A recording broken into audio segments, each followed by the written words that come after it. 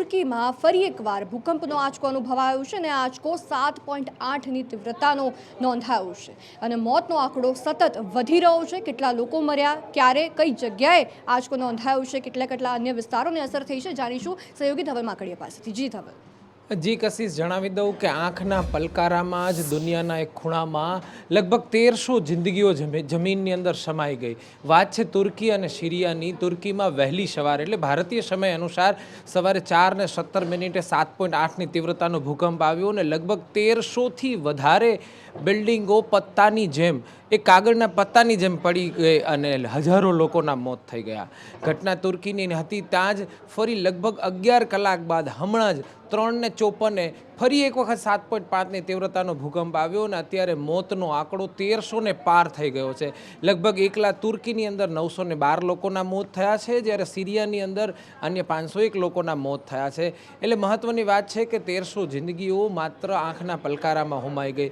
જોકે આને લઈ આ ભૂકંપ એટલો બધો મહત્ત્વપૂર્ણ અને એટલો બધો રેક્ટર સ્કેલમાં હતો કે આના અનુભવ જે અર્થક્વેકનો આંકડો છે એ સેટ ઇઝરાયલ પેલેસ્ટાઇન સુધી પણ એની અસર દેખાઈ હતી। મહત્ત્વપૂર્ણ છે કે પ્રધાનમંત્રી નરેન્દ્ર મોદીએ એના માટે સંવેદના વ્યક્ત કરી છે અને ભારતથી ઝડપ હમણાં જ 100થી વધારે એનડીઆરએફને જવાનો રેસ્ક્યુ માટે જવાના છે। દવાઓ અને ભોજન સામગ્રી પણ ભારત મદદ કરવા માટે તુર્કી પહોંચી રહ્યું છે। આભાર ધવલ। સમગ્ર વિગતો બદલ। તો તુર્કીમાં જે ભૂકંપનો આંચકો અનુભવાયો છે, હજારો લોકોના મોત થયા છે, ત્યારે ભારત પણ તુર્કીના લોકોને મદદને ભારે આવ્યું છે। ભારતથી પણ એનડીઆરએફની ટીમો ત્યાં જવા રવાના થઈ ચૂકી છે। આ સાથે જ હવે સુરતની વાત કરી તો સુરતમાં સ્થાનિકો આક્રમક જોવા મળી રહ્યા છે।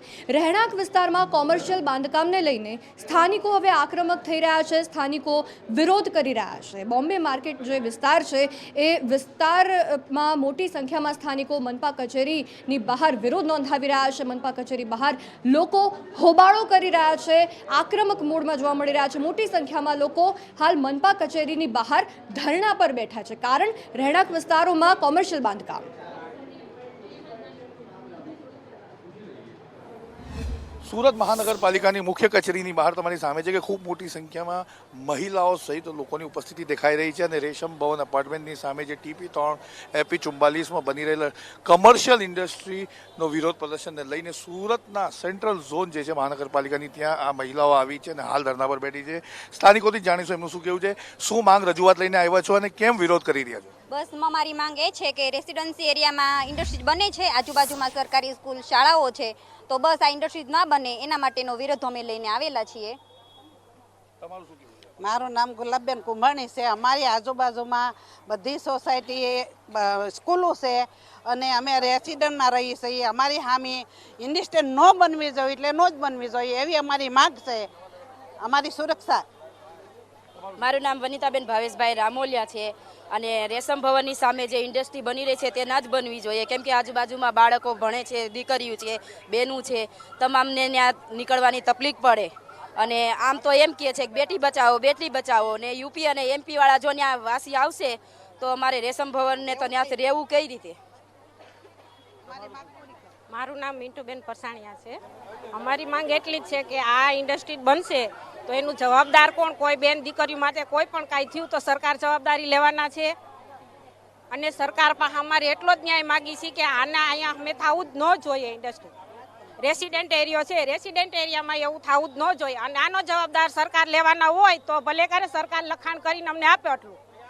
તમારી સામે જે વિરોધ છે તે એ છે કે સ્થાનિક વિસ્તાર છે, રહેણાંક વિસ્તાર છે, ત્યાં કમર્શિયલ ઇન્ડસ્ટ્રીયલ જો આવી જશે તો પછી જે દીકરીઓના ઉપર જે સુરત શહેરની અંદર જે નામ ખરાબી થઈ રહી છે અત્યાર સુધીના અંદર, તેમાં પરપ્રાંતિયો લોકો આવી જતા હોય છે એવો એમનો દાવો છે।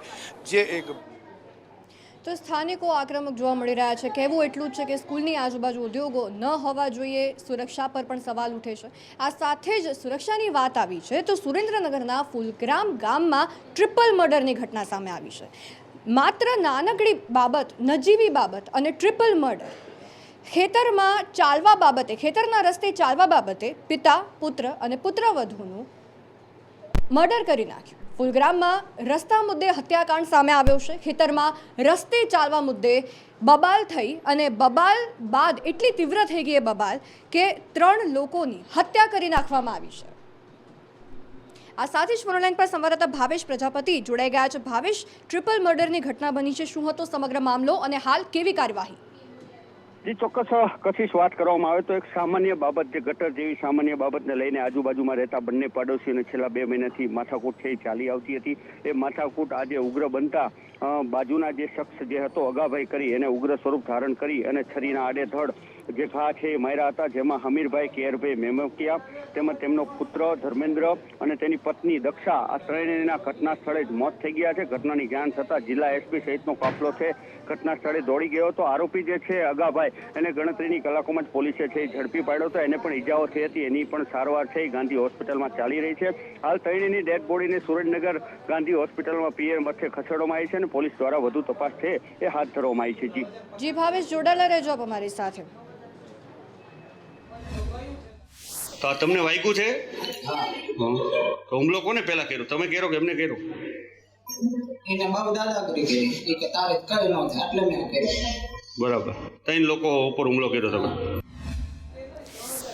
તો જેના દ્વારા હુમલો કરવામાં આવ્યો તેની સાથે પણ સંદેશ ન્યૂઝ દ્વારા વાતચીત કરવામાં આવી છે। તેઓ શું કહી રહ્યા છે આપણી સાથે ફોન લાઈન પર ભાવેશ પ્રજાપતિ જોડાયેલા છે। ભાવેશ, જેણે હુમલો કર્યો, જે આટલો આક્રમક બની ગયો કે નજીવી બાબતે તેણે 3 લોકોનો જીવ લઈ લીધો, શું કહી રહ્યો હતો એ માણસ?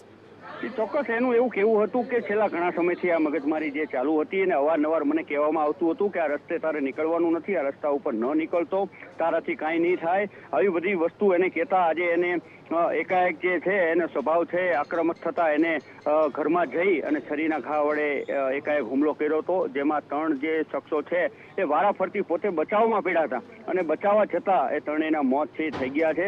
આરોપી છે એને હાલ પોલીસે ધરપકડ કરી અને વધુ તપાસ છે એ પણ હાથ ધરી છે। પરંતુ જે વિગતો સામે આવી રહી છે એક સાવ સામાન્ય ગટર જેવી બાબતને લઈને છેલ્લા ઘણા સમયથી આ મગજમારી ચાલતી હતી, એને લઈને આ હત્યા છે એ કરવામાં આવી છે। બીજું આનું કોઈ હજી સુધી કારણ છે એ આવ્યું નથી। એક સામાન્ય બાબતને લઈને આજે 3 મર્ડરની ઘટના છે એ બની છે। જી આભાર ભાવેશ સમગ્ર વિગતો બદલ।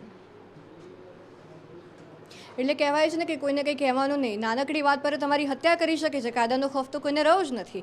અને હવે વાત કરવી છે અદાણીની। એક રિપોર્ટ કે જે સૌથી ટોપ પર પહોંચેલા વ્યક્તિને એકદમ નીચે પાડી શકે એટલી તાકાત ધરાવે છે। હિન્ડનબર્ગનો રિપોર્ટ શું આવી ગયો? અદાણી ગ્રુપના શેર્સમાં મોટા કડાકા જોવા મળ્યા છે। અદાણી ગ્રુપની માર્કેટ પરિસ્થિતિ ખૂબ જ નબળી જોવા મળી રહી છે હાલ, અને એને લઈને કોંગ્રેસ સતત વિરોધ કરી રહી છે, કારણ કે સંસદમાં આ મુદ્દે ચર્ચા થઈ જ નથી રહી। દિલ્હી, કોચી, જમ્મુ, બેંગલુરુ, હૈદરાબાદ, ચેન્નાઈ તમામ જગ્યાએ કોંગ્રેસ દ્વારા વિરોધ કરવામાં આવી રહ્યો છે। આ મુદ્દે સંવાદદાતા અજય યાદવ આપણી સાથે લાઈવ જોડાઈ ગયા છે। જી અજય।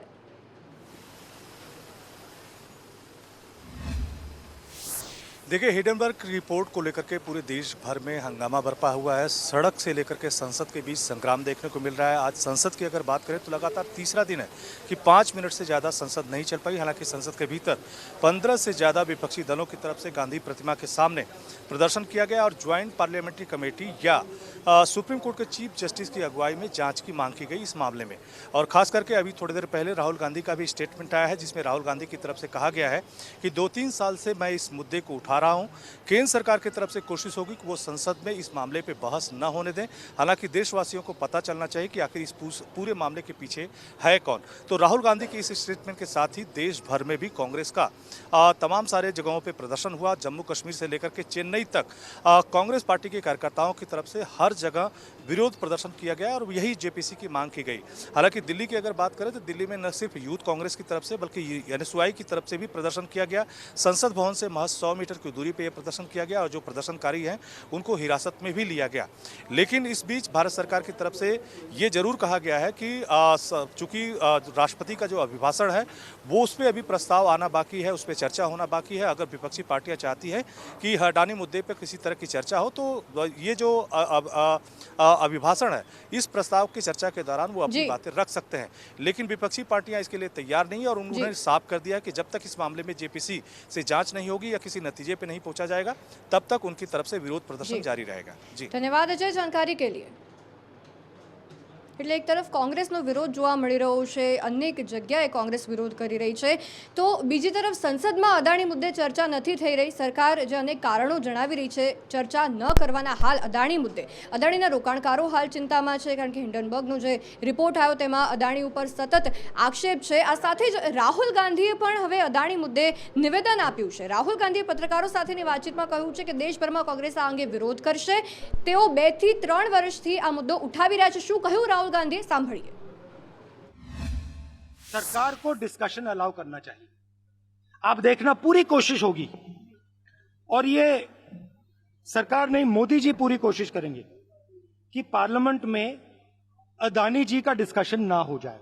उसका कारण है, कारण आप जानते हैं, तो पूरी कोशिश होगी कि अदानी जी पे डिस्कशन ना हो. मैं अब 2-3 साल से ये मुद्दा उठा रहा हूं, और मैं चाहता हूं कि इस पे डिस्कशन हो और दूध का दूध पानी का पानी हो जाए. जो लाखों करोड़ रुपए का भ्रष्टाचार हुआ है, जो हिंदुस्तान का इंफ्रास्ट्रक्चर कैप्चर किया गया है, उसके बारे में डिस्कशन हो, और अदानी जी के पीछे कौन सी शक्ति है वो भी देश को पता लग जाए. ત્યારે રાહુલ ગાંધી તો નિવેદન આપી દીધું છે. આ સાથે જ જંત્રી બાબતે મુખ્યમંત્રી ભૂપેન્દ્ર પટેલની ક્રેડાઈના સભ્યો સાથે મહત્વપૂર્ણ બેઠક યોજાઈ હતી, જે હવે પૂર્ણ થઈ ગઈ છે. શું ચર્ચાઓ થઈ બેઠકમાં, જાણીશું સહયોગી કૃષ્ણા પટેલ પાસેથી. જી કૃષ્ણા. જી બિલકુલ કશિશ, અચાનક જંત્રીમાં વધારો કરી દેવામાં આવ્યો, 2 ગણો વધારો કરાયો, જે હજુ બિલ્ડર્સ એસોસિએશનને ગળે નથી ઉતરતો, પચતો નથી, અને તેમનું એવું કહેવું છે કે અમે વધારા સાથે વિરોધમાં નથી, વધારાના વિરોધમાં નથી, પરંતુ અચાનક વધારો કરવામાં આવ્યો તેના વિરોધમાં છે, અને તેના કારણે કેટલીક મૂંઝવણ પણ, કેટલીક જટિલતા પણ આવી શકે છે. અને આ મુદ્દે જ આજે ક્રેડાઈ ગાહેડના સભ્યો મુખ્યમંત્રી ભૂપેન્દ્ર પટેલ સાથે મળ્યા હતા, તેમની સાથે વાત કરવામાં આવી હતી. આ પહેલાં તેમની વર્ચ્યુઅલ બેઠક પણ થઈ હતી, અને આ મુખ્યમંત્રી સાથેની જે બેઠક કરવામાં આવી તે બાદ આ બિલ્ડર્સ દ્વારા એવું કહેવામાં આવ્યું છે કે સરકાર દ્વારા અમારા મુદ્દાને લેવામાં આવ્યો છે, રજૂઆત કરવામાં આવી છે, સકારાત્મક અભિપ્રાય અમને મળ્યો છે, સકારાત્મક પ્રતિક્રિયા અમને મળી છે, અને સરકાર આ મુદ્દે વિચારશે. હવે સરકાર બિલ્ડર્સની જે માંગ છે એ સ્વીકારે છે કે કેમ એ જોવું રહેશે, કારણ કે બિલ્ડર્સ દ્વારા એવું કહેવામાં આવી રહ્યું છે કે અચાનક વધારો કરવામાં આવ્યો, એમના કારણે વર્તમાન પ્રોજેક્ટ્સ છે એમનાની કોસ્ટ વધશે, અને એના કારણે તે વાયબલ નહીં રહે, તે વેચી નહીં શકે. આ ઉપરાંત કેટલીક માંગ મૂકવામાં આવી છે FSI એટલે કે ફ્લોર સ્પેસ ઇન્ડેક્સ, એ મેક્સિમમ એરિયા ફ્લોરનો કે જેના પર તેઓ બાંધકામ કરી શકે છે. એમાં જંત્રીમાં 40% જગ્યાએ 20% કરવામાં આવે. દરેક એકમ જ્યારે પ્રથમ વખત વેચવામાં આવે ત્યારે સ્ટેમ્પ ડ્યુટીમાં 1% ઘટાડો કરવામાં આવે. આ ઉપરાંત તેમનું એવું પણ કહેવું છે કે જંત્રીમાં અચાનક વધારો કરવામાં આવ્યો, તેના કારણે અફોર્ડેબલ હાઉસિંગ જે ગરીબ અને મધ્યમ વર્ગ માટે બનાવવામાં આવતા હોય છે તેને ખૂબ મોટો ઝટકો લાગશે. આ બધી બાબતોને ધ્યાનમાં રાખીને સરકારે 1 મે એટલે કે ગુજરાત સ્થાપના દિવસે જંત્રી વધારવી જોઈએ તેવું તેમનું કહેવું હતું. આભાર કૃષ્ણા, સમગ્ર વિગતો બદલ. તો બિલ્ડરો દ્વારા જે રજૂઆતો કરવામાં આવી છે સરકારે તે સાંભળી છે. આ બેઠકમાં મહત્વપૂર્ણ ચર્ચાઓ થઈ છે, બિલ્ડરોની રજૂઆતને સાંભળી. હવે સરકાર શું નિર્ણય લે છે તે તો પછીની વાત છે, પરંતુ આ મુદ્દે પૂર્વ નાયબ મુખ્યમંત્રી નીતિન પટેલ દ્વારા પણ નિવેદન આપવામાં આવ્યું છે. તેમણે કહ્યું છે કે સરકાર આ જે આખો મુદ્દો છે, રજૂઆત છે, તેને શાંતિપૂર્ણ રીતે સાંભળશે અને ત્યારબાદ યોગ્ય નિર્ણય લેશે. શું કહ્યું તેમણે, સાંભળીએ. જો રાજ્ય સરકારમાં મારી જાણકારી પ્રમાણે અને જે હકીકત છે એ પ્રમાણે છેલ્લા 11 વર્ષથી ગુજરાત સરકારે જંત્રીના દરમાં કોઈ વધારો કર્યો નથી. સમગ્ર દેશમાં બધા જ રાજ્યોમાં મોટાભાગના રાજ્યો દર 2-3 વર્ષે જંત્રીના દરમાં નિયમિત રીતે વધારો કરે છે, પરંતુ ગુજરાત સરકારે ગુજરાતના વિકાસ માટે, પ્રગતિ માટે અને ખાસ કરીને મધ્યમ વર્ગ અને ગરીબ વર્ગને મકાન પોતાની માલિકીનું પ્રાપ્ત થાય અને વડાપ્રધાન નરેન્દ્રભાઈ મોદીજીનું જે લક્ષ્ય છે કે દરેક પરિવારને પોતાનું ઘર પ્રાપ્ત થાય, એ માટે ગુજરાત સરકારે ઘણા વર્ષો સુધી જંત્રીના દરમાં વધારો નહોતો કર્યો, અને હવે સરકારે 11 વર્ષ પછી આ વધારો કર્યો છે.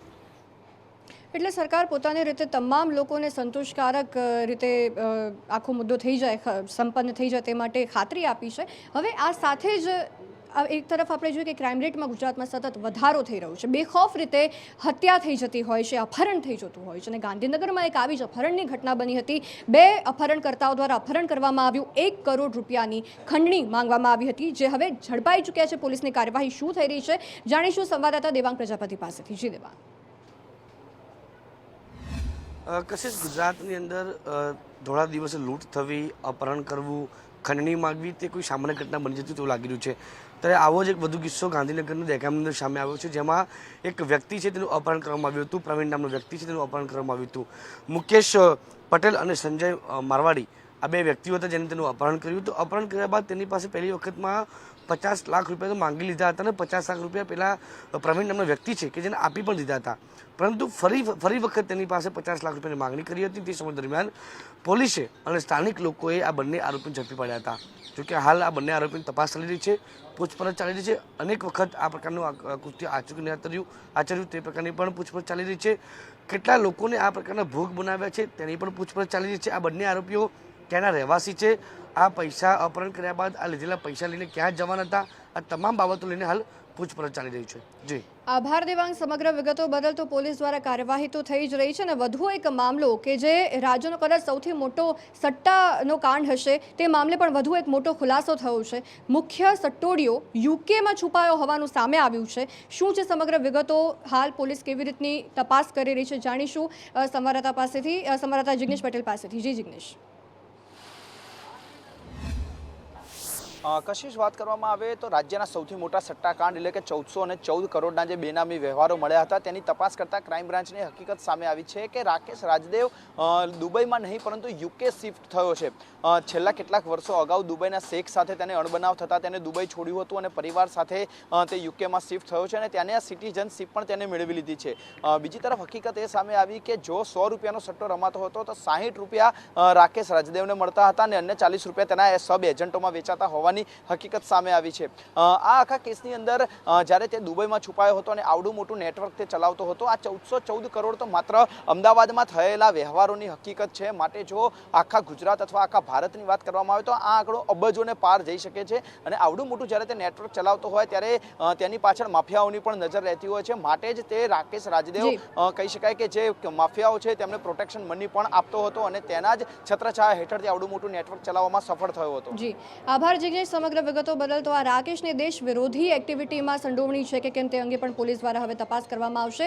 તો આ સાથે જ હવે જે વધુ એક સમાચાર સામે આવી રહ્યા છે, હર્ષ સંઘવી દ્વારા તેઓ જે સમૂહ લગ્નમાં ઉપસ્થિત રહ્યા હતા અને ડ્રગ્સ મામલે તેમના દ્વારા એક મહત્વપૂર્ણ નિવેદન આપવામાં આવ્યું. તેમણે કહ્યું કે પોલીસ તો ચલો ડ્રગ્સ ઉપર કાર્યવાહી કરી જ રહી છે, પરંતુ સાથે સાથે સમાજની પણ એટલી જવાબદારી બને છે કે ડ્રગ્સ લોકો ન લે તે માટે જાગૃતતા ફેલાવે. અને હવે શું કહ્યું છે હર્ષ સંઘવી દ્વારા, જોઈએ.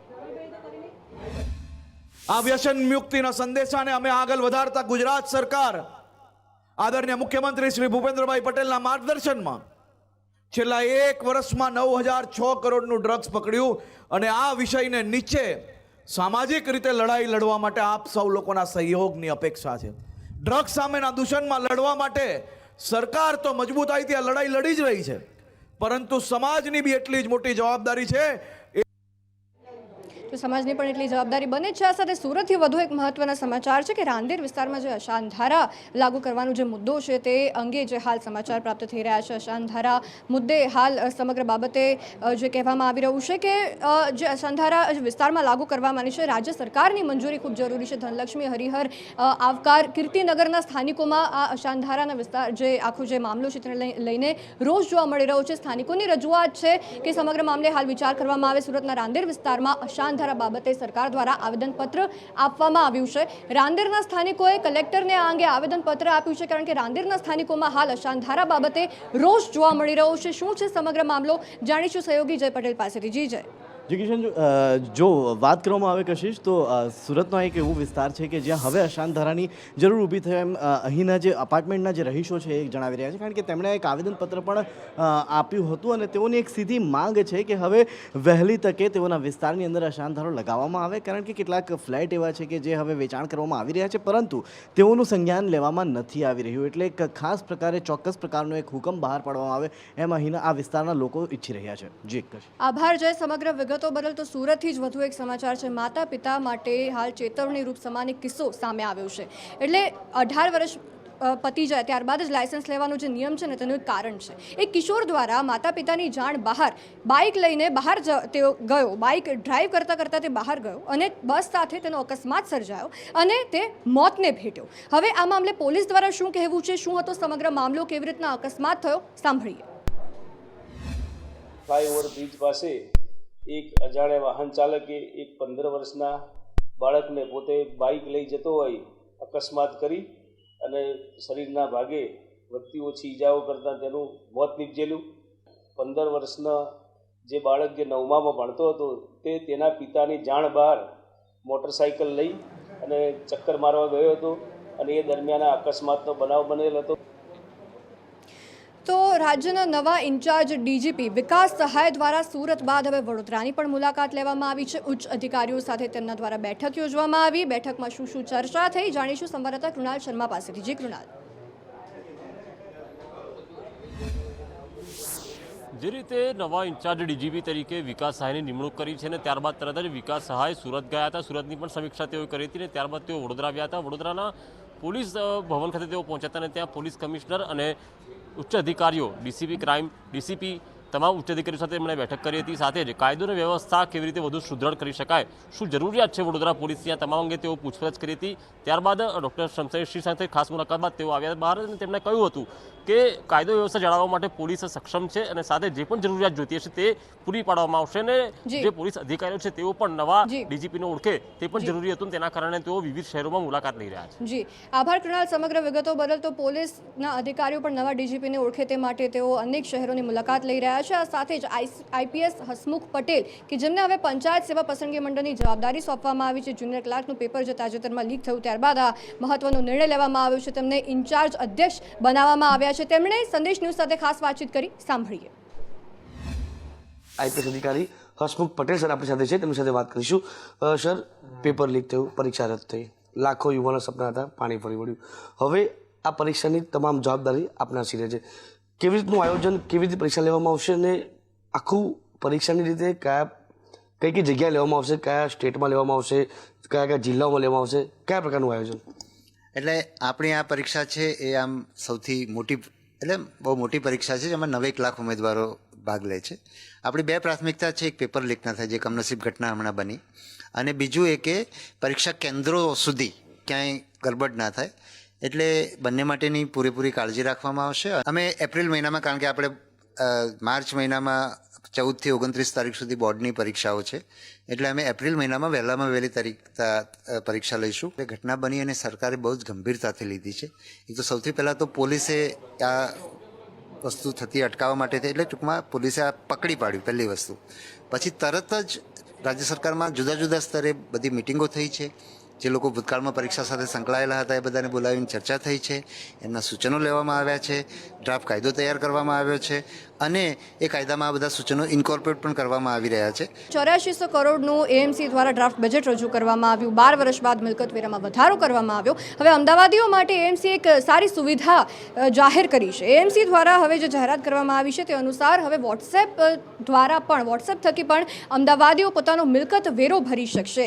જે નંબર આપની ટીવી સ્ક્રીન પર જોઈ રહ્યા છો એ વોટ્સએપ નંબર છે કે જેનાથી આપ મિલકત વેરો પર વોટ્સએપથી ભરી શકશો. મિલકત વેરા અંગે એએમસી દ્વારા મહત્વપૂર્ણ નિર્ણય જાહેર કરવામાં આવ્યો છે. અંકલેશ્વરમાં એક અનોખો કિસ્સો સામે આવ્યો છે. જ્યારે દીકરીના લગ્ન થતા હોય અને તેની માતા જ્યારે હયાત ના હોય ત્યારે તેને એની માતાની બહુ જ ખોટ સતાવતી હોય છે, પરંતુ એના પિતાએ એવી એક અનોખી ભેટ આપી બંને પુત્રીઓને કે ત્યાં ઉપસ્થિત સૌ કોઈ મહેમાન એકદમ ભાવુક થઈ ગયા. શું ભેટ આપી, શું છે આ સમગ્ર મામલો, જાણીશું સહયોગી ગાયત્રી પાસેથી. જી ગાયત્રી. જે ચોક્કસથી કશિશ, જ્યારે બંને પુત્રીઓના લગ્ન હતા, લગ્ન સમારોહમાં જ્યારે સ્વાભાવિક છે કે જ્યારે દીકરીના લગ્ન હોય ત્યારે તેની માતા ખૂબ જ યાદ આવતી હોય છે. સામાજિક કાર્યકર પણ છે અને બિલ્ડર પણ છે પિયુષ પટેલ, કે જેમને દીકરીઓને તેમની માતા આશીર્વાદ આપવા આવ્યું હોય તેવી અનુભૂતિ કરાવી હતી. તેમને વડોદરામાં જે ફાઇન આર્ટ્સના જે કલાકારો છે તેમના દ્વારા 45 દિવસની જહેમત બાદ તેમની માતા દક્ષાબેન પટેલની આ બેહૂબ એક મૂર્તિ બનાવી હતી, જેમાં વેક્સ અને સિલિકોનનો ઉપયોગ કરવામાં આવ્યો હતો. અને જ્યારે આ લગ્ન સમારોહમાં જ્યારે આ મૂર્તિ લાવવામાં આવી ત્યારે ત્યાં હાજર તમામ લોકો મંત્રમુગ્ધ થઈ ગયા હતા અને ભાવુક પણ થઈ ગયા હતા. આભાર ગાયત્રી. સમગ્ર વિગતો બદલ તો આ એક એવો કિસ્સો કે જેમાં માતાની મૂર્તિ જોઈને બંને દીકરીઓના નયનમાં હર્ષના અશ્રુ વહી ગયા હતા. વોરમ બુલેટિનમાં હાલ બસ આટલું જ. તમામ સમાચારો માટે સતત જોતા રહો સંદેશ ન્યૂઝ, હંમેશા તમારી સાથે, સત્યની સાથે. નમસ્કાર.